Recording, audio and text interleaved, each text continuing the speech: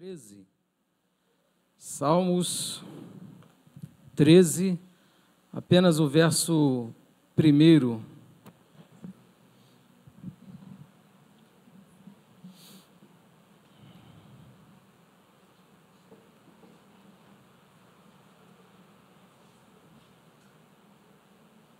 Amém? O texto diz assim: até quando, Senhor? Para sempre te esquecerás de mim?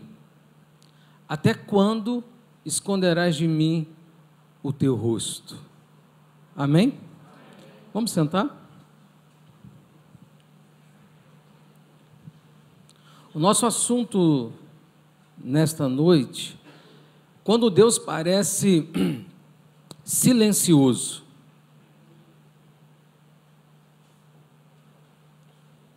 O texto que lemos, ele é atribuído ao rei Davi. E era um momento em que Davi apresentava aqui uma profunda angústia espiritual, uma profunda angústia emocional. Era um momento de crise na vida desse salmista. E quando lemos o texto, a gente consegue perceber no texto que Davi está muito angustiado, que ele está aqui no momento em que até quando, Senhor? Segundo os historiadores, esse salmo é atribuído a Davi no momento que ele era perseguido por Saul. Ele fugia de Saul. E Saul tinha o desejo de matá-lo. E os irmãos parem para pensar como era a vida de Davi como fugitivo, se escondendo em cavernas, se refugiando entre as nações estrangeiras. Ele enfrentou traições. Então, nesse momento da vida de Davi, ele tem um sentimento de abandono. Pare para pensar que eu estou falando do mesmo Davi que Samuel vai à casa de Jessé e unge Davi rei. O mesmo Davi que se levanta ali para enfrentar o gigante Golias. O mesmo Davi que vencia batalhas. Agora esse Davi, ele está vivendo um momento que ele se sente abandonado por Deus. Ele se sente angustiado devido às traições, devido aos problemas, devido às lutas. Então, Davi expressa nesse salmo um sentimento de abandono. O salmo começa com perguntas que são angustiantes. Até quando, Senhor? Aqui mostra o desespero de Davi diante da ausência de Deus, do agir de Deus na sua vida. E aí nós paramos para pensar que como pode um homem que a Bíblia diz que é segundo o coração de Deus se sentir abandonado por Deus, se sentir sozinho?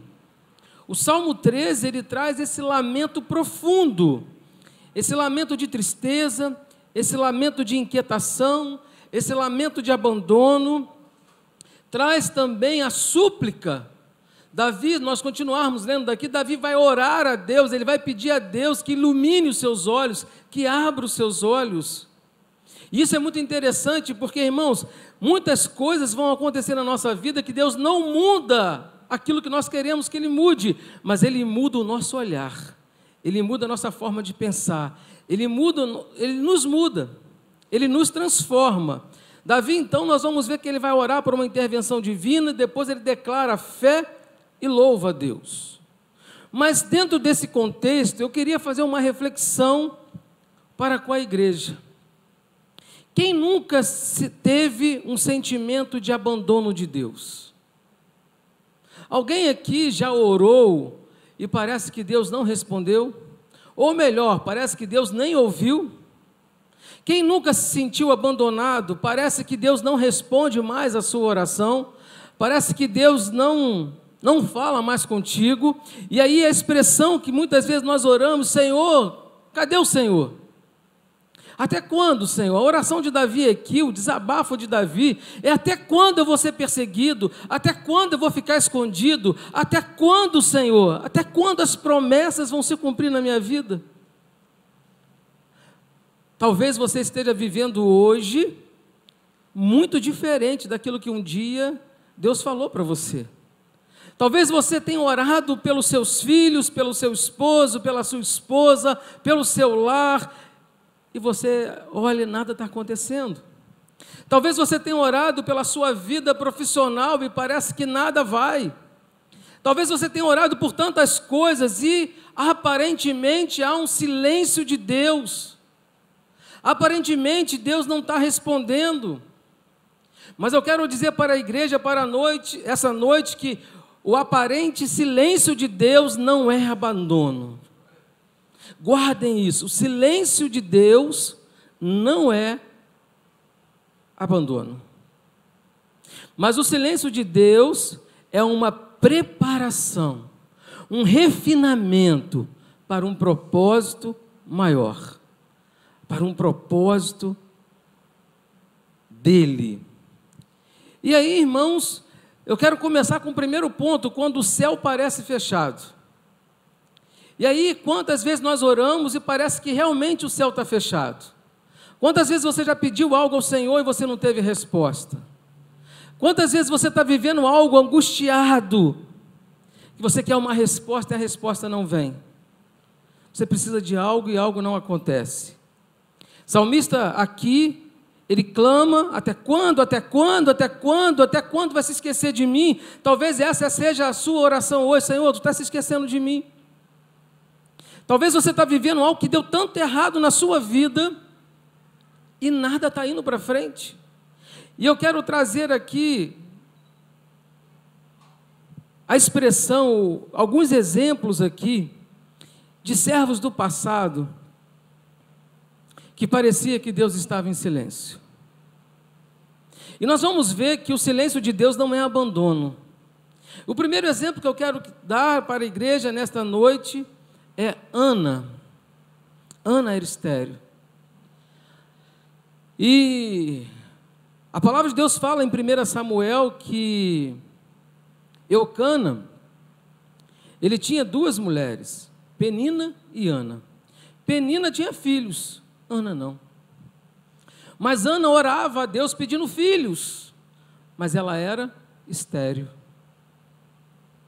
E diz a palavra de Deus que todas as vezes que eles subiam à cidade de Siló para ali oferecer sacrifícios ao Senhor, Ana, ela sofria ali o deboche, ela sofria ali, Penina olhava, botava os filhos assim para dizer: eu tenho e você não tem.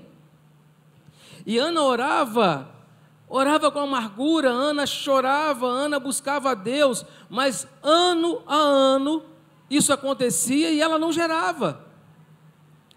Aparentemente Deus havia abandonado, Deus não havia resposta. Mas enquanto Ana achava que Deus havia esquecido dela, Deus estava preparando algo grandioso para a vida da Ana. Diz a palavra de Deus que Ana aparentemente é ignorada, Ana sofre, mas Ana não deixa de orar. E aqui a primeira lição que eu quero tirar para você nesse dia, nessa tarde. Talvez você tenha orado, talvez você tenha vivido lutas, e a primeira coisa que você faz é dizer: eu vou parar de orar. Ana não parou de orar. Orava, chorava, lamentava, era ignorada, parecia que algo estava errado com ela, tinha desprezo, o ventre dela estava fechado, mas Deus quer usar a dor de Ana para gerar Samuel, e Samuel será um instrumento de Deus para uma reforma espiritual no meio do povo. Charles Spurgeon, ele tem uma frase que ele diz assim: a provação é a oficina de Deus. Então, pare para refletir, se você está sendo provado, se você está vivendo algo que parece que é o fim, parece que não tem mais jeito, você está na oficina de Deus. Deus está trabalhando na sua vida, Deus está trabalhando num propósito maior, Deus vai te dar a resposta no tempo certo, porque Deus parece silencioso, mas Deus trabalha no silêncio, louvado seja o nome do Senhor. Ana, então, aqui, ela tem essa experiência, há uma providência divina. Ana gera Samuel, e Samuel é um grande profeta de Israel. E Ana tem uma frase que eu queria dizer sobre Ana, que é assim: tem gente que sorri por fora, mas por dentro está chorando. Tem gente que muitas vezes você pergunta e fala assim: está tudo bem? Aí você fala: está tudo bem, está tudo certo comigo. Mas no fundo você sabe que não está tudo bem. No fundo você sabe que há uma dor interna, que há uma angústia interna, há algo que te tira o sono, mas você fala: está tudo bem. Mas por dentro você está chorando. Por dentro você está angustiado. A providência de Deus não é um sofrimento, é um trabalho. Deus trabalha no silêncio. Há dores na nossa vida que não são punição. Há lutas na sua vida que não é punição, porque às vezes há um evangelho que você pensa que eu estou passando por lutas, estou passando por dificuldade, alguém vai dizer: ah, Deus está te castigando, Deus não. Não é punição. Não é punição, mas é preparação. Preparação para algo maior, que talvez se você recebeu hoje, você não esteja preparado ainda. Então Deus está preparando para algo maior, talvez até para gerar algo que mude, que transforme, como foi com Ana. Um outro exemplo que eu quero dar, que parece silêncio de Deus, foi quando Lázaro morreu. Lá em João 11 diz que Maria, irmã de Lázaro, aquela que derramou o perfume sobre o Senhor, que lhe enxugara os pés com cabelos, manda dizer a Jesus que aquele a quem ama está doente. Veja que no texto faz questão de dizer as qualidades dessa mulher. Uma mulher que derramou um perfume, que não era barato, que derramou um perfume aos pés do Senhor, que enxugou o perfume, secou os pés de Jesus com seus cabelos, que Jesus amava Lázaro. Olha as qualidades aqui. E ela manda avisar: olha, avisa Jesus que Lázaro está doente. Jesus, deliberadamente, ao receber o recado, ele não foi. Ele não foi naquela hora. Eu imagino que quando Lázaro morreu, sempre tem aquele para dar um apoio e dizer assim: o que adiantou tu derramar um unguento aos pés de Jesus?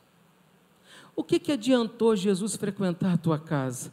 Na hora que você mais precisou de Jesus, ele não veio. Sempre tem alguém para dizer para você que a luta que você está passando, que a aflição que você está passando, o silêncio de Deus que você está vivendo, é dizer: o que adianta servir a Deus se quando você precisa Ele não te responde? Sempre vai ter alguém para falar isso. Jesus, aonde estava, Ele disse: essa enfermidade não é para a morte. Mas Marta e Maria não sabiam disso. Quando Lázaro morreu, Jesus, 3 dias depois, no 4º dia, já cheirava mal. Jesus chega lá e a pergunta que elas fazem para o Senhor é: Senhor, se tu estivesse aqui, meu irmão não teria morrido. Se tu estivesse aqui, Senhor, tu ia curar. Quando veio a outra irmã, mesma coisa: Senhor, se tu estivesses aqui, meu irmão não teria morrido. Já cheira mal, não dá para fazer mais nada.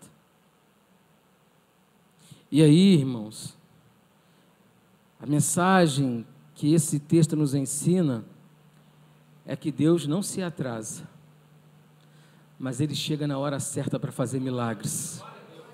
Na hora certa, Deus vai fazer um milagre. Jesus disse: essa enfermidade não é para a morte, mas para a glória de Deus. O milagre na minha vida, o milagre na sua vida não é para te enaltecer, não é para te colocar, eu sou melhor, não, é para a glória de Deus, para que as pessoas olhem e falem assim: Deus moveu, Deus fez, não foi eu, não foi ele, foi Deus que fez. Deus age no tempo exato, Deus age no momento certo, mesmo quando nós não entendemos. Marta e Maria não entendeu nada, meu irmão morreu, Jesus não estava aqui, Jesus chegou se tu estivesse aqui, mas Jesus foi lá onde Lázaro estava, mandou tirar a pedra, e com a autoridade da palavra de Jesus, ele falou: Lázaro, vem para fora. Irmãos, um milagre aconteceu, então não é no meu tempo, não é, Deus não dormiu, Deus estava em silêncio, mas Ele estava trabalhando, Ele estava cuidando, Ele estava agindo. Deus age no tempo exato, Deus age no momento certo. João Calvino, ele usa uma expressão que diz assim: quando Deus parece ausente, Ele prepara a sua vinda com poder. Então, no silêncio de Deus, Ele está preparando a sua vinda com poder. Ele vai prover, Ele vai agir. E às vezes, nós não entendemos, mas eu quero dizer para você, o silêncio de Deus é mais ou menos você ouvir isso: só estou trabalhando, espera, eu vou lhe entregar no tempo certo, só estou trabalhando. O tempo de Deus é perfeito, mesmo quando contradiz o nosso cronograma. E a pior coisa para nós, principalmente aqueles que gostam de cronograma, de fazer tudo direitinho, tudo é calculado, tudo é previsto, tudo é no meu tempo, tudo é no meu controle, e quando a gente perde o controle, quando a gente perde a situação, quando a gente perde o momento, a gente não sabe o que fazer, é quando Deus está dizendo: não é no teu cronograma, não é no teu tempo, não é da tua maneira, mas eu estou trabalhando, Ele está trabalhando. E para você hoje, se algo na sua vida morreu, se algo na sua vida parece que é o fim, se algo na sua vida você parece que não tem mais jeito, eu quero dizer para você hoje: creia, pode ser apenas um cenário montado para um milagre acontecer. Pode ser apenas um momento, Deus está preparando tudo. O outro exemplo que eu quero dar para os irmãos é Jó. A Bíblia diz no livro de Jó, no capítulo 1, que havia um homem na terra de Uz, cujo nome era Jó. Esse homem era íntegro, reto, temente a Deus, desviava-se do mal. Quantas qualidades Jó tinha? Quantas qualidades Jó tinha? Se nessa análise nós vamos dizer: Deus nunca abandonaria Jó, e Deus nunca abandonou, mas ficou em silêncio. E o silêncio de Deus às vezes dói. Jó perdeu os filhos, Jó perdeu riquezas, Jó perdeu saúde, perdeu tudo.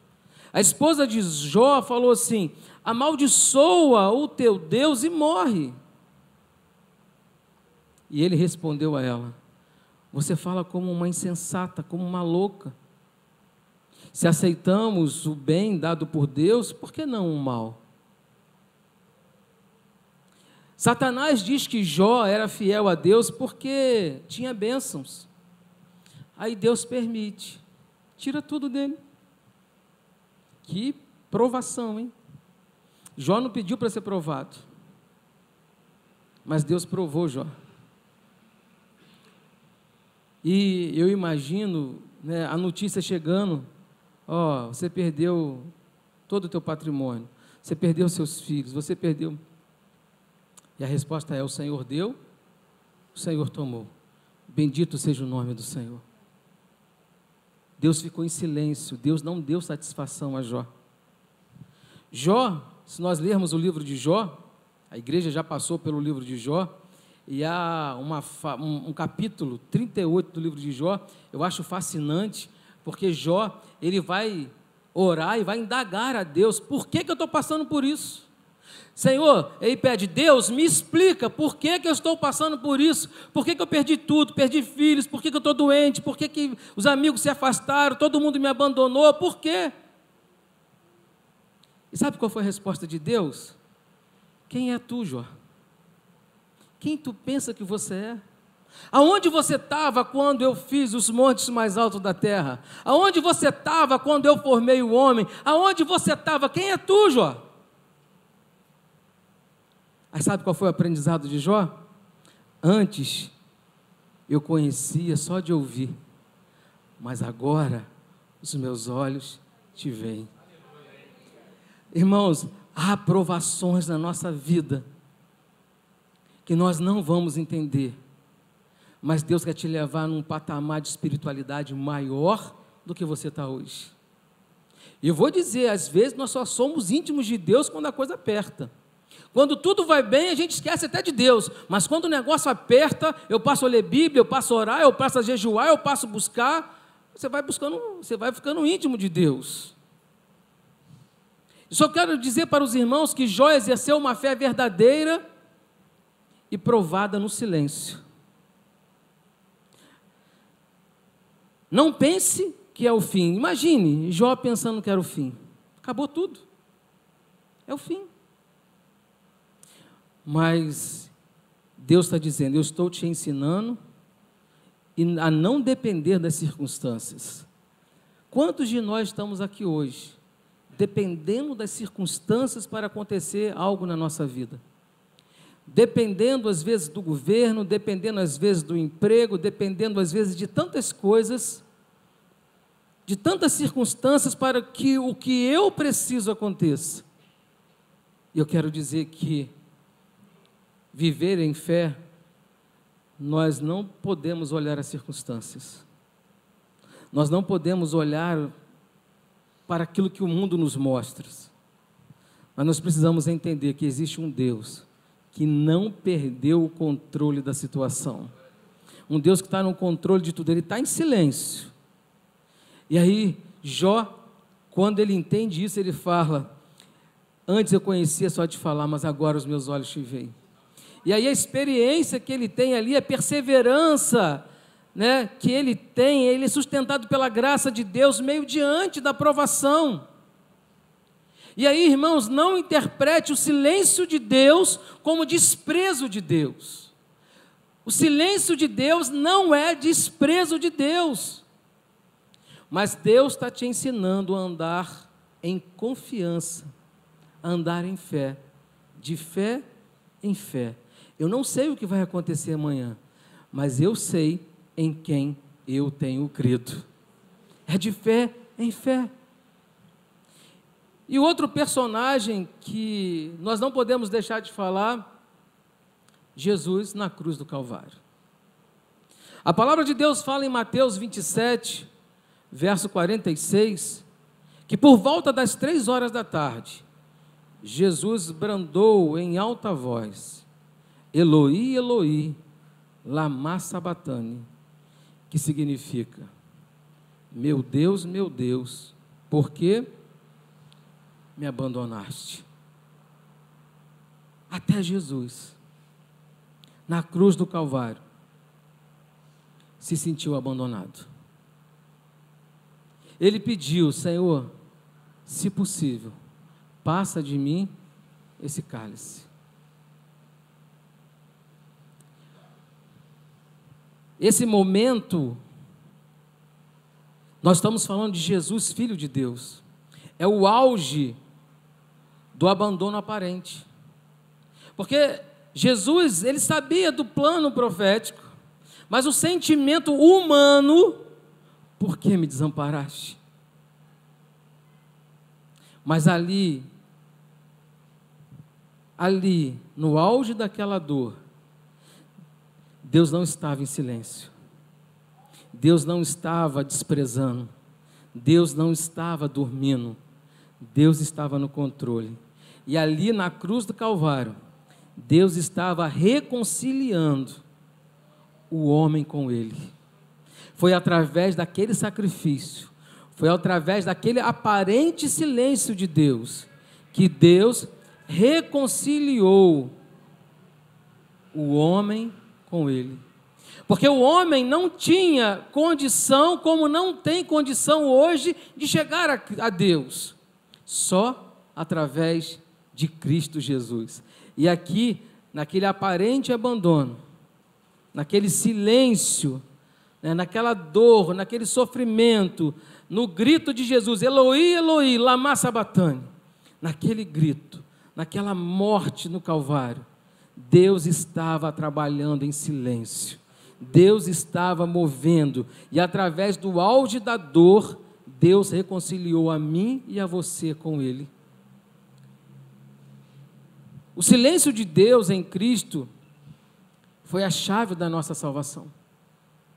Foi a chave para que eu e você pudéssemos dizer: fomos comprados, fomos escolhidos, fomos eleitos por Deus.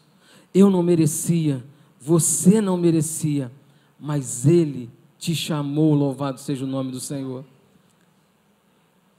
Em Romanos 8,32 diz: aquele que não poupou o seu próprio filho.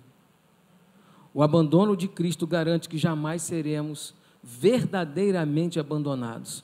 O abandono de Cristo é o selo de que eu, você, nós nunca seremos abandonados. Deus vai trabalhar em silêncio.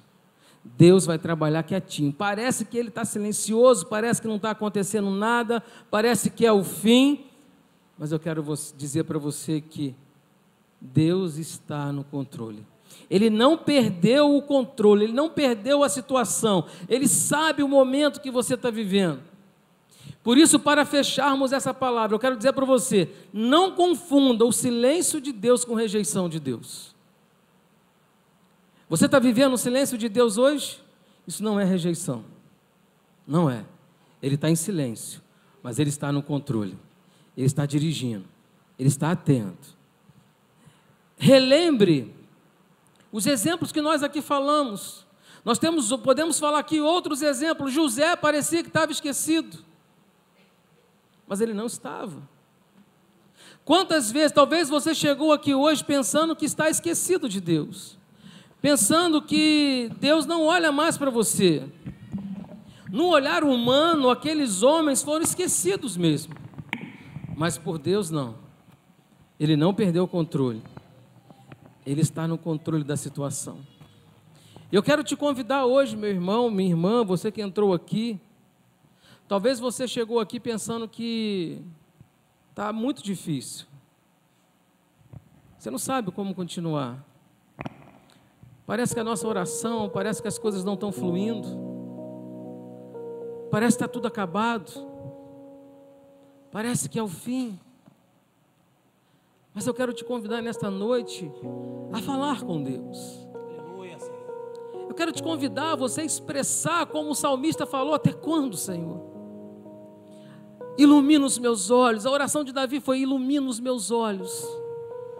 O que Davi está pedindo aqui não é: Senhor, resolve o meu problema. Não, o que Davi está pedindo é: Senhor, que eu possa entender o teu projeto. Aleluia. Que eu possa entender que tu estás no controle. É muito difícil para mim, eu creio que também é muito difícil para você, deixar Deus no controle da nossa vida. Quando as coisas dão erradas, então, quando as coisas não vão bem como eu queria que estivesse indo bem, quando eu olho e falo: meu Deus, eu não sei o que fazer, e eu começo a tentar fazer do meu jeito e nada anda. E o que Deus está ensinando com isso? Deus me abandonou? Não. Deus esqueceu de mim? Não. O que Deus está dizendo é: quem está no controle não é você. Quem está no controle é Deus. E Deus no controle, irmãos, é descansar nele. Aleluia.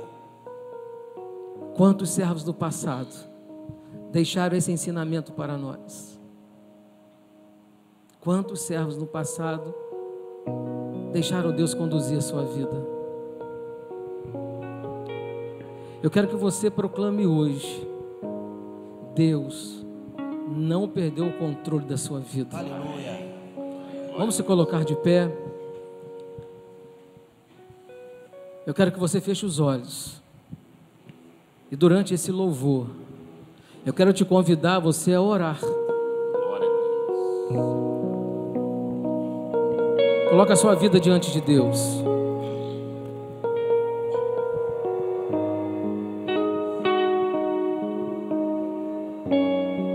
Parece que está tudo bem.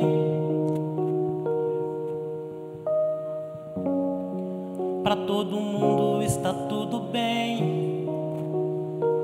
Mas eu conheço teu coração.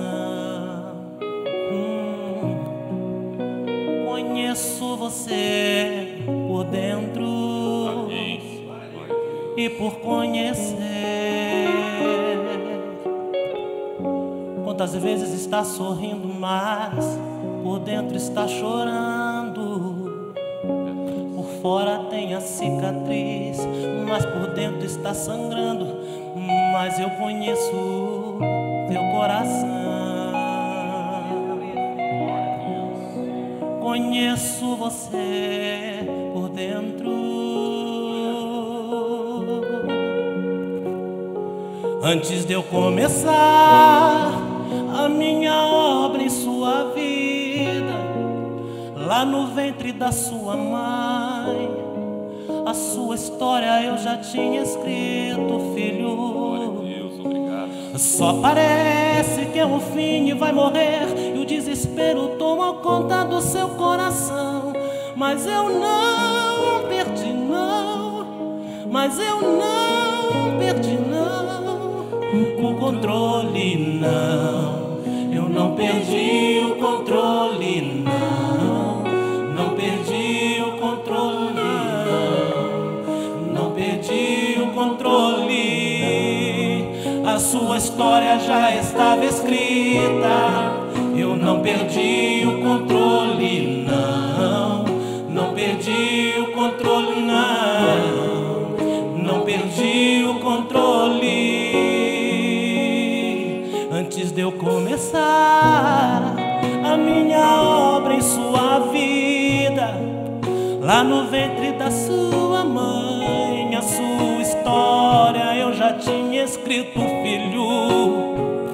Só parece que é um fim e vai morrer, e o desespero tomou conta do seu coração. Mas eu não perdi não, mas eu não perdi não, mas eu não perdi não, mas eu não perdi não, mas eu não perdi não, mas eu não perdi não. A sua história já está escrita.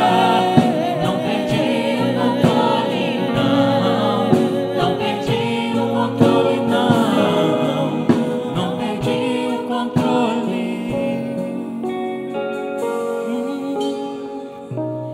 Pode uma mãe se esquecer de um filho? Davi estava esquecido, Aleluia. cuidando de ovelha estava esquecido. José estava esquecido, na cisterna estava esquecido. Venderam ele, estava esquecido. No palácio estava esquecido, na prisão estava esquecido. O paralítico estava esquecido, no tanque de Betesda estava esquecido. O cego Bartimeu estava esquecido, em Jericó estava esquecido. O carpinteiro estava esquecido, venderam ele, estava esquecido. Prenderam ele, estava esquecido. Deram uma cruz para ele, estava esquecido. Na via dolorosa estava esquecido. Crucificaram ele, estava esquecido. No primeiro dia estava esquecido, no segundo dia estava esquecido, mas no terceiro dia ele ressuscitou. No terceiro dia ele se levantou e mandou eu vir aqui. Só